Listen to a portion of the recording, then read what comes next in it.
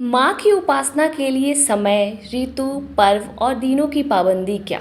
हर सांस में माँ का नामोच्चारण, हर समय माँ भगवती का ही चिंतन हो, तभी तो मानव जीवन की सार्थकता है और साथ ही साथ मानव होने की सफलता भी है।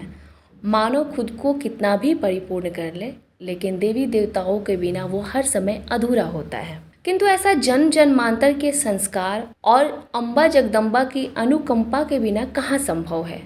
जो साधक प्रति विश्वास के साथ माँ का स्मरण करते रहते हैं वही तो धन्य है, और ऐसे ही लोगों के रहने की वजह से यह पृथ्वी धन्य है। धर्मशास्त्र में प्राप्त विवरण के अनुसार साधना के दो प्रमुख रूप हैं।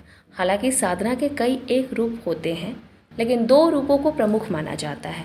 पहली नित्य साधना और दूसरी नैमित्तिक साधना। प्रतिदिन चलने वाली जो साधना होती है वो नैतिक साधना होती है, और पर्व त्योहार पर की जाने वाली विशेष साधना नैमित्तिक साधना कहलाती है। इसलिए ऐसी नैमित्तिक साधनाओं के अवसर शास्त्रों के द्वारा निर्धारित कर दिए गए हैं और इन्हें कहा जाता है हमारे भाषा में पर्व। वैसे कई सारे पर्व हैं जो हमारे हिंदू रीति रिवाज से मनाए जाते हैं, वो साधना के ही रूप होते हैं। देवी उपासना हर क्षण अत्यंत कल्याणकारी ज्योतिष शास्त्र की मान्यताओं के अनुसार ग्रहों की शक्ति मानव को प्रभावित करते रहती है, जिसके निवारण के लिए आदि शक्ति की उपासना बेहद जरूरी है और उनकी उपासना काफ़ी कारगर भी साबित होती है। भगवती की शक्ति और ग्रहों की अनुकूलता प्राप्त करने के लिए रोजाना देवी की उपासना आवश्यक माना जाता है।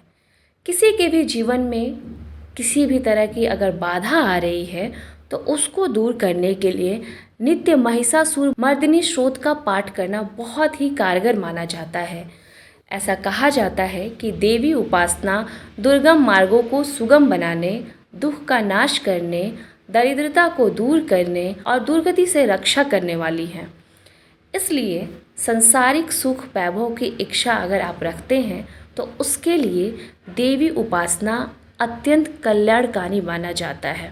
जो साधक नित्य देवी की पूजा अर्चना करता है या देवी की भक्ति में लीन रहता है वो दीर्घायु होता है, संतानवान होकर समस्त सुखों को प्राप्त करता है, जीवन में लक्ष्य की ओर अग्रसर रहता है, उसका घर हमेशा खुशहाल रहता है। लक्ष्मी उसके घर परिवार में सदा निवास करती है। जो साधक श्रद्धा भक्ति और आदर के साथ रोजाना भवानी शंकरी का पूजन करता है तो वो इस लोक में अलग अलग प्रकार के सुखों को प्राप्त करता है और अपने जीवन में उनको देख भी पाता है। साथ ही साथ देहावसान होने पर परम ब्रह्मा परमात्मा महामाया में लीन भी हो जाता है।